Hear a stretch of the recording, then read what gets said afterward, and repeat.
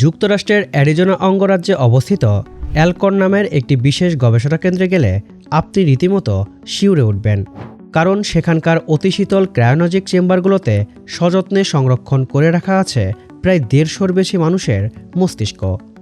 এই মস্তিষ্কগুলো মূলত এমন আশায় সংরক্ষণ করা হয়েছে যে ভবিষ্যতের উন্নত চিকিৎসা বিজ্ঞান হয়তো এগুলোকে নতুন কোনো শরীরে বসিয়ে আবার জীবন ফিরিয়ে দিতে পারবে। কিন্তু সাধারণ মানুষের মনে একটা প্রশ্ন জাগতেই পারে, মস্তিষ্ক প্রতিস্থাপন করা কি সত্যি এখনও সম্ভব? জ্ঞানলোকের আজকের ভিডিওতে আলোচনা করা হবে মস্তিষ্ক প্রতিস্থাপন কি সত্যি কোনোদিন সম্ভব হবে, নাকি এটা চিরকালের জন্যই মানুষের ধরাছোঁয়ার বাইরে থেকে যাবে। আপনি যদি জ্ঞানলোক চ্যানেলে নতুন হয়ে থাকেন তাহলে অনুরোধ করব চ্যানেলটি সাবস্ক্রাইব করে বেল আইকনটিতে প্রেস করতে।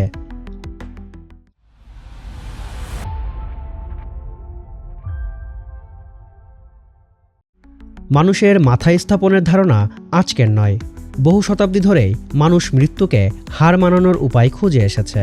কেউ চেয়েছে অমরত্ব, কেউ আবার ভাঙা শরীরকে নতুনভাবে জীবিত করার স্বপ্ন দেখেছেন। আর সেই স্বপ্ন থেকেই জন্ম নেয় হেড ট্রান্সপ্লান্ট বা মাথা প্রতিস্থাপনের মতন অবিশ্বাস্য ধারণা। 1900 সালের গোড়ার দিকেই ইউরোপ ও আমেরিকার কিছু বিজ্ঞানী প্রাণীদের ওপর মাথা প্রতিস্থাপনের প্রাথমিক পরীক্ষা শুরু করেন। তখনকার চিকিৎসা বিজ্ঞান আজকের মতন এত উন্নত ছিল না। রক্তনালী কিভাবে দ্রুত জোড়া লাগাতে হয়, শরীরের রোগ প্রতিরোধ ব্যবস্থাকে কিভাবে নিয়ন্ত্রণ করতে হয়, কিংবা মস্তিষ্কের স্নায়ুকে কিভাবে পুনরায় সংযুক্ত করতে হয়, এসব বিষয়ে খুব সামান্য জ্ঞান ছিল সেই সময়ের বিজ্ঞানীদের। তবুও সাহসী কিছু গবেষক কুকুর, বানর ও অন্যান্য প্রাণীর ওপর একের পর এক পরীক্ষা চালাতে থাকেন। সেই সময় সবচেয়ে বড় সমস্যা ছিল রক্ত সঞ্চালন বজায় রাখা। মাথা শরীর থেকে বিচ্ছিন্ন হওয়ার পর কয়েক মিনিটের মধ্যেই মস্তিষ্ক অক্সিজেনের অভাবে ক্ষতিগ্রস্ত হতে শুরু করে। বিজ্ঞানীরা যখন একটি প্রাণীর মাথা আরেকটি প্রাণীর শরীরে বসানোর চেষ্টা করতেন, তখন রক্তনালীগুলো সঠিকভাবে সংযুক্ত করা সম্ভব হতো না। ফলে মস্তিষ্ক পর্যাপ্ত অক্সিজেন পেত না এবং প্রাণীগুলো দ্রুত মারা যেত। আর যদি কোনোভাবে অপারেশন সফল হতো, শরীরের রোগ প্রতিরোধ ব্যবস্থা নতুন মাথাকে সহজভাবে গ্রহণ না করে শত্রু হিসাবে ধরে নিয়ে আক্রমণ শুরু করত। এর ফলেই বেশিরভাগ প্রাণী কয়েকদিনের মধ্যেই মৃত্যুবরণ করত। এরপর আসে 1970 সালের সেই বহুল আলোচিত এবং বিতর্কিত পরীক্ষা, যা পুরো বিশ্বকে চমকে দিয়েছিল। American neurosurgeon Robert J white ছিলেন এই পরীক্ষার মূল ব্যক্তি। তিনি বিশ্বাস করতেন যদি মস্তিষ্ককে জীবিত রাখা যায়, তাহলে একদিন হয়তো মানুষের মাথাও নতুন শরীরে প্রতিস্থাপন করা সম্ভব হবে। এই ধারণা প্রমাণ করার জন্য তিনি বানরের উপর একের পর এক ভয়ঙ্কর কিন্তু বৈজ্ঞানিকভাবে যুগান্তকারী পরীক্ষা চালান। ডক্টর হোয়াইট একটি বানরের মাথা বিচ্ছিন্ন করে আরেকটি বানরের শরীরে প্রতিস্থাপন করেন। অপারেশনের সময় তার দল অত্যন্ত দ্রুতগতিতে রক্তনালী সংযুক্ত করার কাজ সম্পন্ন করে। আশ্চর্যের বিষয় হলো, অপারেশনের পর বানরটি চোখ খুলে চারপাশ দেখতে পাচ্ছিল, এমনকি শব্দ শুনে প্রতিক্রিয়াও দিচ্ছিল। মস্তিষ্কের কার্যকলাপ পরীক্ষা করে দেখা যায় সেটি সম্পূর্ণ সচেতন অবস্থায় ছিল। কিন্তু সমস্যা ছিল আরও গভীরে। বিজ্ঞানীরা তখনও মেরুদণ্ডের স্নায়ুগুলোকে পুনরায় সংযুক্ত করার প্রযুক্তি আবিষ্কার করতে পারেননি। ফলে মাথা জীবিত থাকলেও শরীরের সঙ্গে মস্তিষ্কের কোনো কার্যকর যোগাযোগ তৈরি হয়নি। গলার নিচ থেকে পুরো শরীর সম্পূর্ণ অবশ হয়ে যায়। এরপর আরও একটি বড় সমস্যা সামনে আসে, শরীরের ইমিউন সিস্টেম। নতুন মাথাকে শরীর সহজভাবে গ্রহণ করেননি। শরীরের রোগ প্রতিরোধ ব্যবস্থা এটিকে শত্রু হিসেবে ধরে নিয়ে আক্রমণ শুরু করে।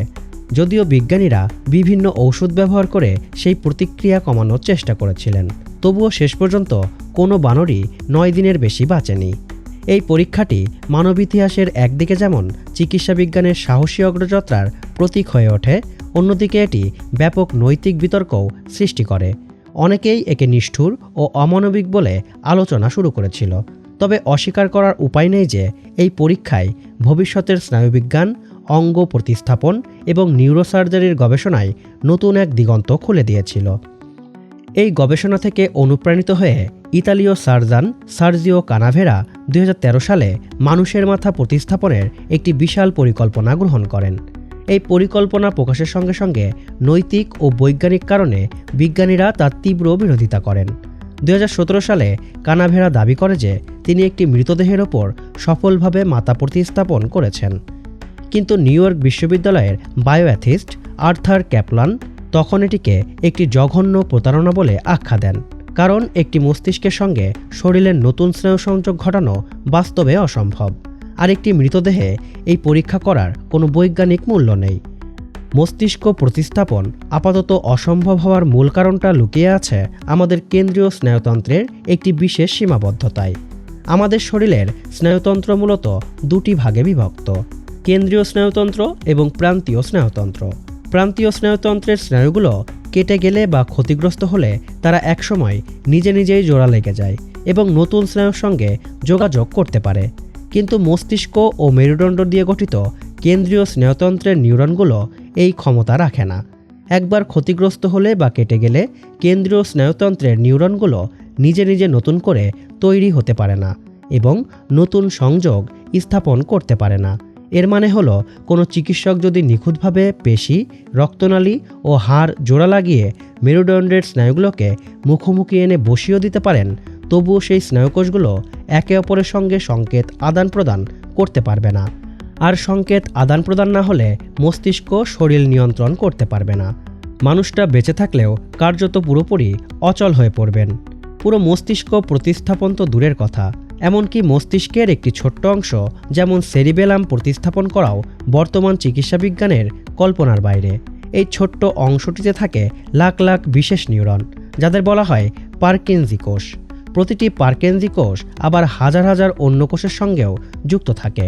শুধু সেরিবেলামেই এই সংযোগের সংখ্যা এত বিশাল যে তা আধুনিক বিজ্ঞানেরও ধারণার বাইরে। পুরো মস্তিষ্কের কথা ভাবলে সংযোগের এই সংখ্যা বহু ট্রিলিয়ন ছাড়িয়ে যায়। পুরো মস্তিষ্ক পরিবর্তন করা সম্ভব না হলেও বিজ্ঞানীরা আশা করছেন স্টেম সেল বা ল্যাবে তৈরি অর্গানয়েড দিয়ে একদিন হয়তো ক্ষতিগ্রস্ত মস্তিষ্কের অংশবিশেষ সারিয়ে তোলা যাবে। স্টেম সেল হলো এমন বিশেষ ধরনের কোষ যেগুলো শরীরের অন্যান্য বিভিন্ন ধরনের কোষে রূপান্তরিত হতে পারে। সহজভাবে বললে এটি শরীরের মাস্টার সেল বা মূল কোষ। মানুষের শরীরে যখন নতুন কোষ তৈরি করার প্রয়োজন হয় কিংবা ক্ষতিগ্রস্ত টিস্যু মেরামত করতে হয়, তখন স্টেম সেল গুরুত্বপূর্ণ ভূমিকা পালন করে।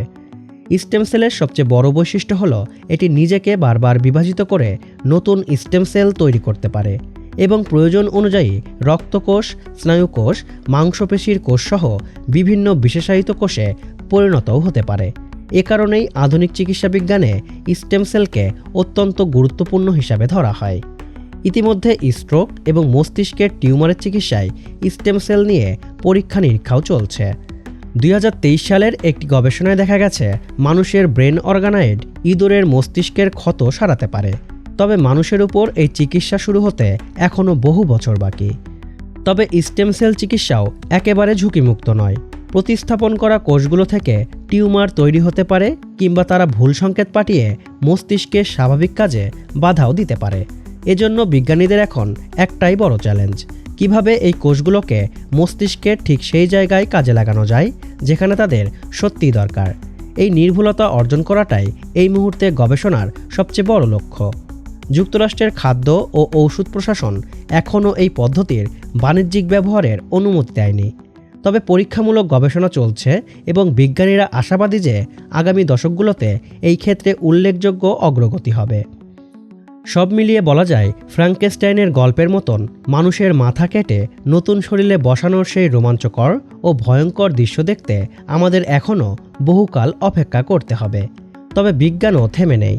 স্টেম সেল গবেষণা, অর্গানয়েড প্রযুক্তি, নিউরাল ইন্টারফেস এবং কৃত্রিম বুদ্ধিমত্তার সমন্বয়ে ভবিষ্যতে মস্তিষ্কের ক্ষত সারানো, হারানো স্মৃতি ফিরিয়ে আনা, এমনকি মস্তিষ্কের কার্যক্ষমতা বাড়ানোও সম্ভব হতে পারে।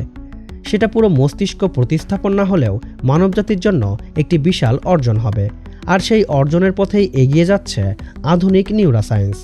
আর এই কাজটি সফল করতে কাজ করছে পৃথিবীর সবথেকে ধনী ব্যক্তি এলন মাস্কের কোম্পানি নিউরালিঙ্ক। নিউরালিঙ্ক কি, নিউরালিঙ্ক কিভাবে কাজ করে, এই সম্বন্ধে জানতে চাইলে আমাদের এই ভিডিওটি দেখতে পারেন।